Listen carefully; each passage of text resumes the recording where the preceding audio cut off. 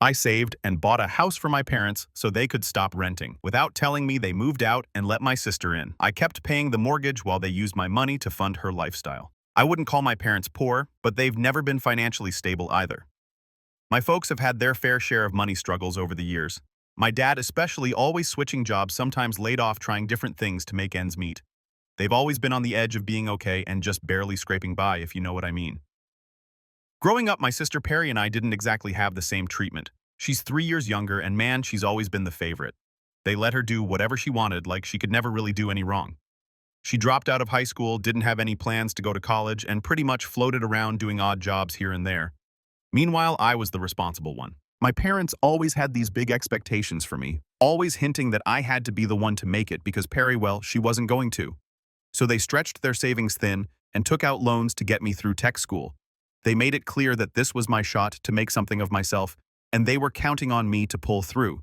They were upfront about how they sacrificed for me, how they could have spent that money on themselves or saved it for retirement, but instead they invested in my future. And honestly, I didn't see anything wrong with it back then. I figured, yeah, they're just doing what any parent would do. They wanted me to succeed, right? So I kept my head down and worked hard, thinking one day I'll pay them back and everything will be fine. After tech school, I landed a good job. It wasn't anything huge, but it was enough to start saving and paying back some of the student loans, which honestly was a weight off my shoulders. I'd send them some money here and there, not too much because I was still setting up my own life, but enough to help out. Every time I sent something, Dad would remind me of the big sacrifices they'd made, hinting that there was still more they deserved. This was mostly through subtle comments like, "Don't forget where you came from," or "Remember who got you here." Real subtle, but I got the message. Then one night, I'm back home visiting for a few days. It's the first time I've been able to take some real time off, and we're sitting around the dinner table just talking. Out of nowhere, Dad brings up how they're still renting and how it's tough not to have a place to call their own. He talks about the rent hikes, the noisy neighbors, how tiring it is to move every few years when the lease is up. Then he looks straight at me and says, "We're just wondering when we can stop living on rent and finally settle down." I kind of laugh it off, thinking he's just venting, but then he goes, "You should think about buying us a place, son. You're doing well now. We've done our part to get you here." I'm sitting there halfway through my meal just blinking at him like, "Wait, what?" It hit me that they were dead serious. My mom chimes in, all supportive, saying it would really mean the world to us, a place we can call our own. You're the only one who can make that dream come true. In that moment, I felt trapped. On one hand, they did pay for my education and support me growing up, but on the other hand, buying a whole house for them, I'd just started my career, and here they were, talking like I should already have enough saved up to buy them a house on top of my own expenses. I tried to laugh it off, saying, "Dad, I'm barely paying rent myself. I can't afford a house for me yet, let alone for you guys." But they brushed it off with a smile and this knowing look, like they believed I'd figure it out eventually. Over the next few months, they kept dropping hints. Every phone call, every time I'd visit, there'd be a comment like, "It would be so nice to settle down somewhere," or "All we want is a small place, nothing big." And they'd follow it up with the usual reminders about sacrifices. How they didn't have a choice but to drain their savings for my school, how much they went without. I couldn't even argue with them. Everything they were saying was true. They had put everything into my future, and they did make sacrifices. But it started to feel like they weren't giving me a choice either, like they were pushing me into a corner. Guilt was their tool, and they wielded it well. Eventually, I caved. After years of saving and cutting back, I managed to scrape together enough for a down payment. I wanted to do it for them, partly because I felt I owed them, but also because I thought it would finally put an end to all the guilt trips. So I bought them a house. Nothing crazy, just a simple place in a quiet neighborhood, but it was theirs. I was still sharing an apartment, but I thought, this is a good thing. They'll finally be happy, and maybe now they'll let me live my life. For the first few months, they were thrilled. Every call I got from them was about how great the house was, how comfortable they felt, how proud they were to finally have a place to call home. They showed it off to their friends and family, and for once it seemed like the constant pressure was lifted. They had their house, and I was finally free to start focusing on my own goals. But as much as I thought it would create distance, it didn't. The house only got brought up more. Mom would mention how they were making it a true home, and all the little upgrades they wanted, hinting that it would be great if I could help out with those costs too. Dad would remind me of the mortgage payments, saying how we're all contributing to make this happen. It felt like every time I'd call, there was something new they wanted to discuss about the house.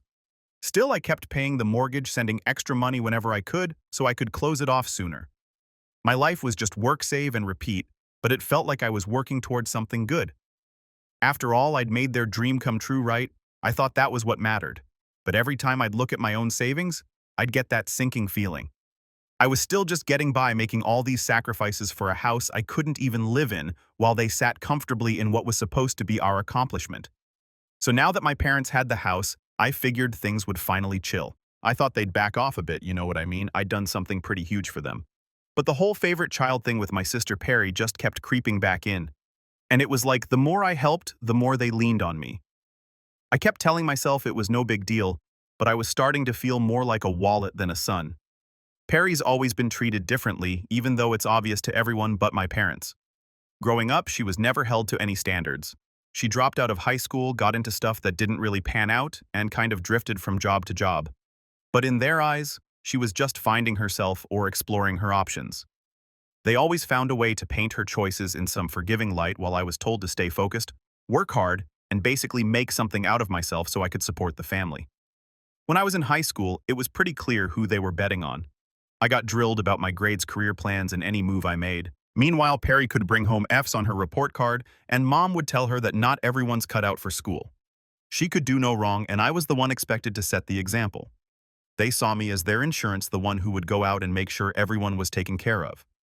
Perry was like the family pet, except, she got everything handed to her. So here I am, paying for the house while they're treating it like it's her space too. I didn't think too much of it at first. After all, it was technically their house, so if she wanted to come over or stay for a weekend, it wasn't really my business. But then, I'd get these weird comments from my parents about how Perry really loved the new place or how she'd been staying there for days at a time. They even started talking about how great it would be for her to settle down nearby. That little hint just kept popping up every time I'd visit or call. Every single conversation with them started turning into some variation of, "It's so good for Perry to have stability nearby." They'd say things like, "Maybe she could live here while she figures things out." They'd say it in a casual way, like it was nothing big, just something to think about. But I'd worked my ass off to buy that house for them, not to fund a place for Perry to crash whenever she felt like it. A few months in, I realized that her little visits weren't just visits anymore. She was practically living there. I didn't want to jump to conclusions, so I asked Mom about it directly one day. She gave me this vague answer, something like, "Oh well, she's just here helping us out around the house." Helping with what, though? Every time I'd visit, Perry was there just lounging around like she owned the place. One weekend I decided to pop by unannounced. I hadn't told them I was coming because, well, I wanted to see for myself what was really going on. I get there and it's not my parents who open the door. It's Perry. She's wearing pajamas, looking super comfortable, like this was her place. She seemed surprised to see me and actually asked, "Oh, what are you doing here?" as if I was the one intruding. I remember just standing there a little stunned, trying to process why she was acting like she'd been there for weeks. I go in and the whole house is set up with her stuff everywhere. There were clothes and bags and makeup strewn around. It was like she'd moved in, no question about it. I ask her, "Where are Mom and Dad?" She shrugs, saying they're out shopping or something and won't be back for a while. I sit down, trying to play it cool, but inside I'm fuming. We sit in this awkward silence for a few minutes, and I just can't take it anymore. I go, "So, are you staying here for a bit?" She just shrugs again, saying, "Well, it's a nice place. Mom and Dad don't mind me hanging out here." I wanted to tell her off, say something like, "Yeah, well, maybe I mind," but I knew that would blow up into something bigger. So instead, I just nodded, biting my tongue, trying not to lose it right there. When my parents came back, I brought it up casually, saying something like, "Hey, I didn't realize Perry was staying here." They just laughed it off, saying she needed a place to stay for a while because things weren't working out with her roommates. I knew exactly what that meant. She'd probably gotten kicked out or couldn't pay her part of the rent, but of course, my parents would never actually say that. To them, it was just another harmless little adjustment in her life. Nothing was ever her fault. That night, we all sat down for dinner, and the entire time they kept praising her for helping them out around the house. I couldn't believe it. They were acting like she was some kind of hero for being there, while I'm the one actually paying for the place. Every time I tried to bring up something related to the house, they'd steer the conversation back to Perry, how good it was for her, how she was finally getting her feet on the ground, and how this was just what she needed to get on the right track. It was like I wasn't even part of the picture anymore. They were making this house about her as if my sacrifices didn't exist. After that night, I couldn't shake this feeling that I'd been duped. I didn't sign up to buy a house for Perry. I bought it for them thinking I'd be giving them security, but it started feeling more like I was financing Perry's new life. I left that visit feeling frustrated, like I'd walked into a trap I didn't even know was there. It was becoming clearer that my parents had a blind spot the size of a house when it came to Perry. I couldn't help but feel like I was being taken advantage of, and it was getting hard to ignore. The next time I talked to my parents, they dropped another bomb on me. They started talking about how settled Perry seemed to feel in the house and how great it would be if she had her own space. I tried to laugh it off, saying, well, she's got to find her own way eventually, right? But they just looked at me with these blank stares like I wasn't getting it, and I realized then that they had a different idea about what her own space meant. All right, so here's where things went completely off the rails. After that last visit where I'd walked in on Perry just lounging around the house, I figured she'd be moving out soon, or at the very least, she'd help out if she was planning to stay longer. I thought maybe she was just crashing there temporarily, like we all do when we're going through something. But a couple of weeks later, my mom calls me up all casual and drops a bomb on me. They'd actually moved out. Yeah, you read that right. My parents moved out of the house I bought for them, and Perry had moved in full-time instead. I sat there, phone in hand, trying to process it. I couldn't believe what I was hearing. I mean, I bought that house specifically for my parents, thinking it would give them the stability and peace of mind they deserved, and now, out of nowhere, they just handed it over to Perry. No heads up, no conversation, just a casual announcement like I'd have no problem with it. I asked, trying to keep my voice steady. Why would you move out? This house was for you and Dad, not for Perry. My mom just laughed, brushing it off like it was no big deal. Oh, honey, we needed a fresh start. Besides, Perry needs the house more than we do right now. She's trying to get her life together, and having a stable place to live will help her a lot. She said it so matter-of-factly, like it was the most logical thing in the world. She's trying to get her life together. She explained it like that justified everything. She needs stability, especially if she's going to have a family someday. I was just sitting there, stunned, trying to wrap my head around what she just said. Stability. What about the stability I'd been working toward? What about all the sacrifices I'd made to make sure my parents had a decent home to live in? And now, out of nowhere, Perry was just taking over, and they hadn't even bothered to ask if I was okay with it. Finally, I asked them flat out, so, are you saying Perry's living there full-time now? And what about the mortgage? Who's paying for that? My mom's tone shifted, sounding almost defensive, like I was accusing her of something. Well, honey, you're doing well for yourself now, aren't you? It shouldn't be a big deal for you to keep paying a bit longer. Besides, she's family. There it was, the "you're doing well" line again, as if my hard work and all the sacrifices I'd made meant they had free access to whatever I'd built for myself. I tried to keep my cool, but it was like a slap in the face. I said, Mom, this isn't what we agreed on. I bought that house for you and Dad, not for Perry to live rent-free while I cover the bills. She sighed, sounding exasperated, like I was the one being unreasonable. We thought you'd understand. She's struggling and she doesn't have the same opportunities as you. You've always been the responsible one, and we're just asking you to help a little longer. At that point, I was barely holding it together. Help a little longer, Mom? I'm paying for the entire thing. It's not a little help. I've been paying extra every month to get this paid off faster, thinking it was for your stability. Now you're telling me you just handed it over to Perry without even asking me. My dad chimed in, then trying to sound calm and reasonable, but he came off more patronizing than anything. Son, we didn't think it'd be such a big deal. We know you're financially stable and Perry could really use this. Get back on her feet, I said, my voice rising despite trying to keep it in check. She's been getting back on her feet her entire life. When does it stop being my responsibility to fix everything for her? They just sat there looking at me like I was the one who'd done something wrong. Finally, my mom said, well, maybe we shouldn't have assumed you'd be so willing to help your own family. The way she said it, like I was the bad guy, just hit me hard. It was like no matter what I did, they'd always find a way to turn it on me. I got up to leave, saying, look, this needs to change. Either she pays her part, or you guys do, but I'm not just footing the bill for Perry to live for free in the house.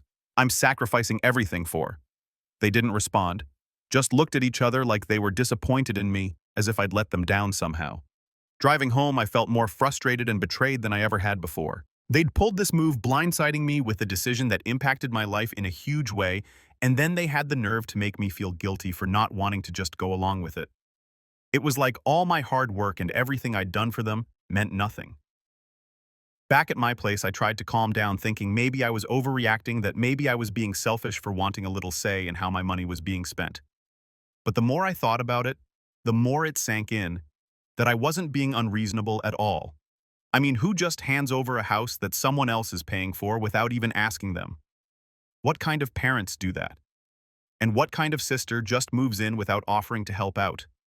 Without even considering that maybe this wasn't fair, I felt like I was at a crossroads. If I kept going along with this, what was next? Would I be expected to fund every little thing they decided to hand over to Perry just because I was doing well? Would I always be the backup plan? The one they could depend on whenever they needed money?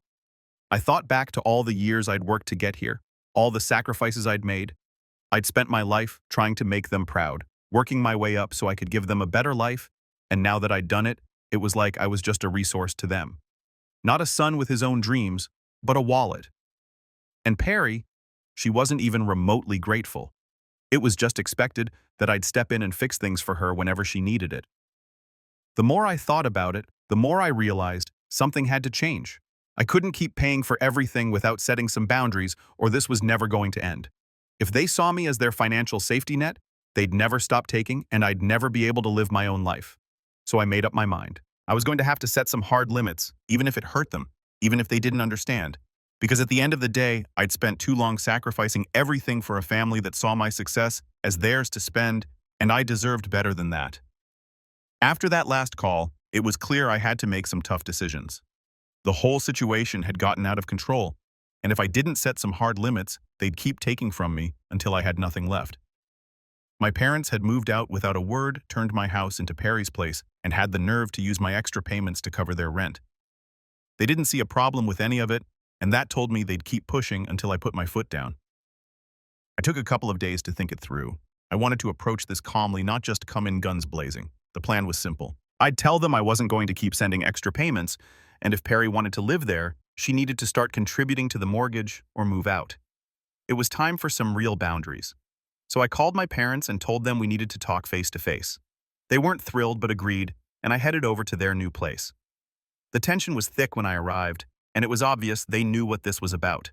We sat down, and I didn't waste any time getting to the point. Look, I started keeping my voice as calm as I could. I found out from the bank that the extra money I've been sending hasn't been going toward the mortgage. I don't appreciate being kept in the dark about where my money's going. My dad tried to wave it off. It's not a big deal. We needed the extra to cover rent since we moved out for Perry. You're doing well. We didn't think you'd mind. That you're doing well line again. I was so sick of hearing it. They used it every time they wanted something from me, like the fact that I'd worked hard, somehow made it my job to fix all their problems. I took a deep breath and replied, "But I do mind, Dad. I bought this house for you, not for Perry, and the extra was supposed to pay off the mortgage faster, not fund a second place for you. I can't keep doing this." My mom gave me that disappointed look she'd perfected over the years. "Honey, Perry needs stability. She doesn't have the same opportunities as you. We thought you'd want to help your sister." I was so frustrated I could feel my patience slipping. "Mom, I'm already helping. I bought the house, I've been paying the mortgage, and I even sent extra. But Perry's an adult. If she wants to live there, she needs to contribute. This isn't fair to me." Dad shook his head, looking annoyed. "You're being selfish. We've done so much for you. Isn't it time you gave a little back to the family?" I felt my temper rising, but I kept it together. "I am giving back. I've been giving more than enough. But I have a right to set limits, and right now the limit is that I'm only paying the minimum mortgage from now on. If Perry's staying there, she needs to pitch in, or she has to find somewhere else to live." They both looked at me, clearly unhappy, but I didn't back down. I'd rehearsed this in my head so many times that I knew exactly what I needed to say, and I wasn't going to let them guilt me into caving. "This isn't about not caring," I added. "It's about fairness. I worked hard to get here, and I deserve some respect for that. I'm happy to support you guys, but not like this." My mom sighed and tried one last time. "We thought you'd understand. Family takes care of each other. Family also respects each other." I replied, feeling more firm than ever. "I've done everything I can to support you, but I have to draw the line somewhere. I need to focus on my own life too. If Perry wants to stay, she needs to help out. If not, then I'll figure something else out with the house." There was a long, uncomfortable silence. They weren't used to me talking like this, and I could see they didn't know how to react. My dad eventually muttered, "We'll talk to Perry." It was obvious he wasn't happy, but he realized I wasn't backing down this time. I left feeling drained, but also relieved. For once, I'd stood up for myself without feeling guilty about it. I didn't know what they'd do or what Perry would say, but at that point, I didn't care. I'd done my part more than my part, and it was time they started respecting that. Over the next few days, I heard nothing from them.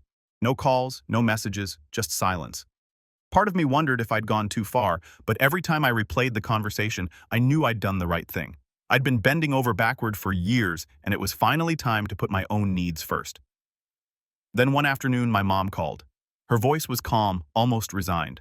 She told me they'd talked to Perry, and she'd agreed to start contributing to the mortgage.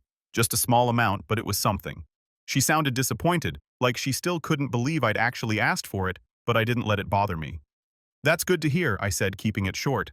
I didn't want to drag this out or get into another guilt trip session. I was just relieved that for once they'd actually respected a boundary I'd set. Hanging up, I felt a strange mix of emotions. I was relieved, yes, but also sad. I never thought it had come to this, having to argue with my own parents just to get them to respect what I'd worked so hard for. But I knew it had to happen. If I didn't stand up for myself now, this would be my life forever, constantly giving, constantly being expected to cover everyone else's mistakes. In the weeks that followed, things were quieter. They didn't push as much, and there were no more sudden changes I wasn't told about. For once, I felt like I was actually living my life for myself, not just as a backup plan for everyone else. I won't say everything's fixed. I know they still see me as the responsible one they can lean on, but at least now I've drawn a line, and if they cross it, I won't hesitate to remind them of where that line stands. It took me years to get here, and I'm not going back. After that last talk, I knew it was time to walk away. I'd tried everything, reasoning with them, setting boundaries, even offering a compromise to keep things fair, but no matter what I did, it always ended up the same. They saw me as their safety net, not as their son, who also had his own life and goals. So I made the decision I should have made a long time ago. I stopped paying the mortgage. I was prepared for the fallout.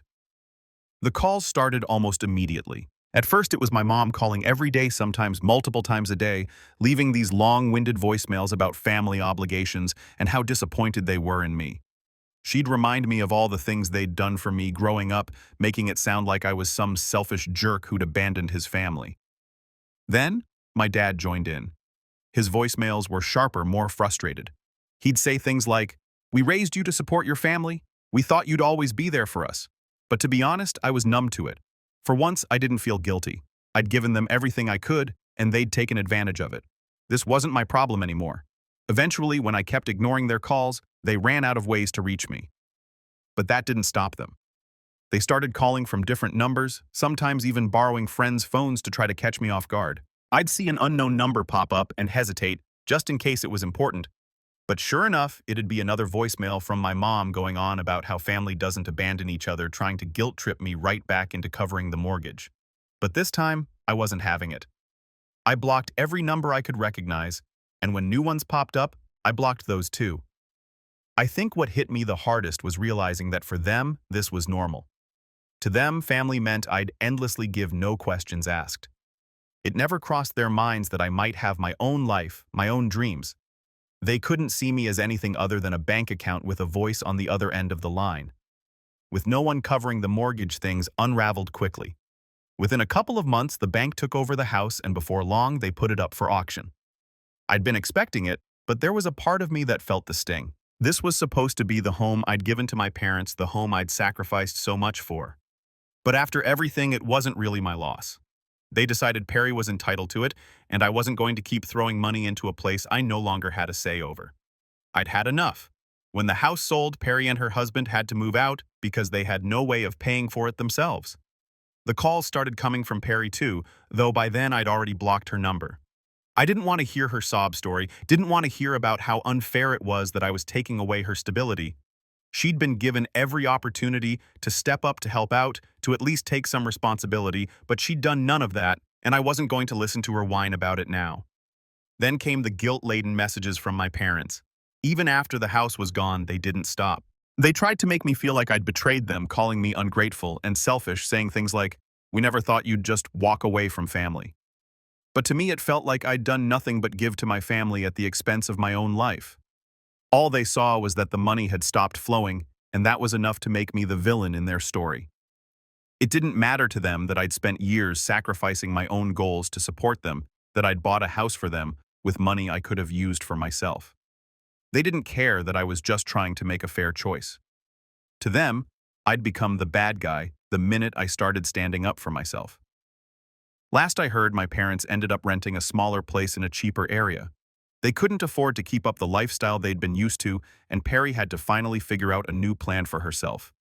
From what I've gathered, my parents have had to make some cutbacks, but they're managing. And Perry, she isn't getting her usual handouts anymore. She's on her own for what feels like the first time in her life. As much as I might have felt guilty about it before now, I see it differently. She needed this wake-up call. Maybe now, without me as a fallback, she'll realize she has to put in her own work. As for me, I finally got my own place. It's nothing fancy, a small apartment that I pay for on my own terms. There's a kind of peace in it, knowing that this space belongs to me and that I'm not constantly working just to fund someone else's life. I'm finally able to start saving up for a future that belongs to me alone.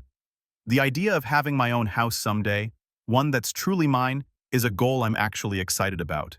Looking back, it's wild how long it took me to see the truth. For so many years, I told myself I was just doing what was right, that family meant giving everything you had. But somewhere along the way, family became a way for them to take and take without ever thinking about what it cost me. It's a harsh realization, but I needed it. I wasn't just their kid, I was their wallet. And as much as that hurt, it's helped me draw the line I should have drawn years ago. They say hindsight's 20/20, and I guess they're right.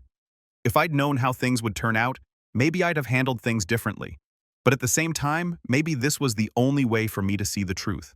All those years of guilt, all those sacrifices, I see now that it was more about control than love. They didn't want a son who was happy and independent. They wanted someone who'd take care of them without question. I don't know if they'll ever come to terms with what's happened. For all I know, I'll always be the selfish son who abandoned his family when they needed him. But honestly, I'm okay with that. They can think what they want, believe whatever story makes them feel better.